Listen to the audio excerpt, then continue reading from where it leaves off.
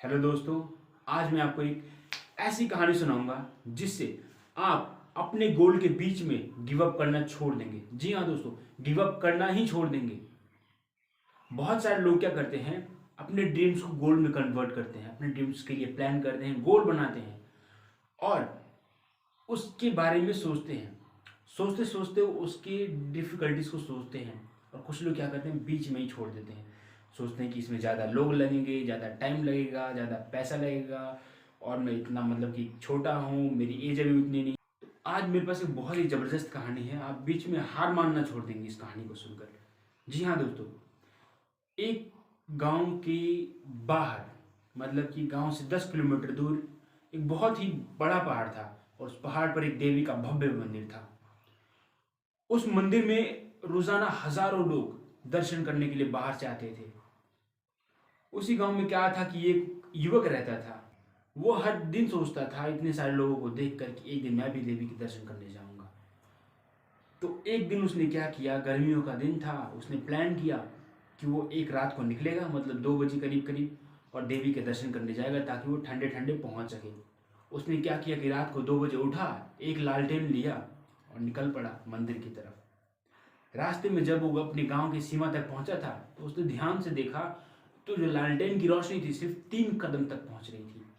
और उसके दिमाग में एक ख्याल आया कि लालटेन की रोशनी सिर्फ 3 कदम तक जा रही है और मंदिर तो 10 किलोमीटर दूर है, यानी कम से कम 10-15 हज़ार कदम तो होगा ही।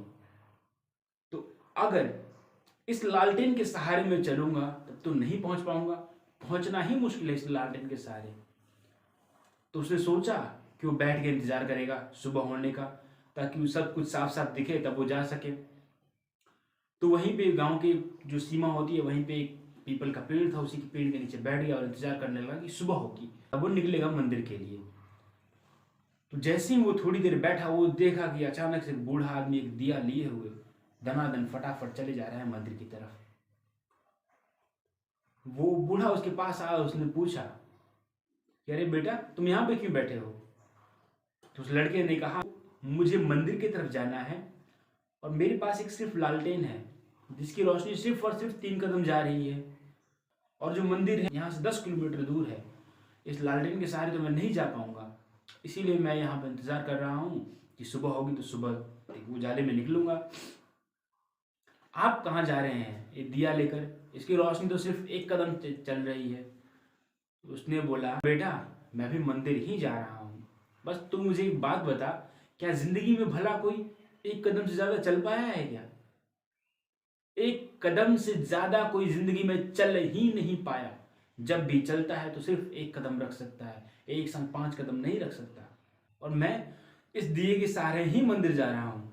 जैसे ही मैं 1 कदम आगे रखता हूँ, दिए की रोशनी 1 कदम आगे बढ़ जाती है और रास्ता 1 कदम और आगे मुझे दिखाई देने लगता है। जी हाँ दोस्तों, यही बात हमारे साथ भी है और हमारी प्रॉब्लम्स के साथ भी है।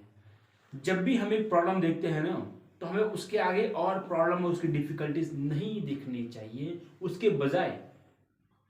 बजाय हमें देखना चाहिए उस प्रॉब्लम का सॉल्यूशन। कभी भी प्रॉब्लम्स को मत देखिए, जस्ट देखिए तो अपने रिसोर्सेज को, कि आपके पास कितने रिसोर्सेज हैं, और उनके साथ मिलाइए कि इसका क्या सॉल्यूशन निकल जाता है। और जब आप इस सॉल्यूशन की बात सोचते हैं तो आपको सॉल्यूशन निकलते हैं, आपका रास्ता निकलता है, आप अपने गोल की तरफ 1 कदम और आगे बढ़ जाते हैं। दोस्तों, stay connected, keep on watching. Thank you.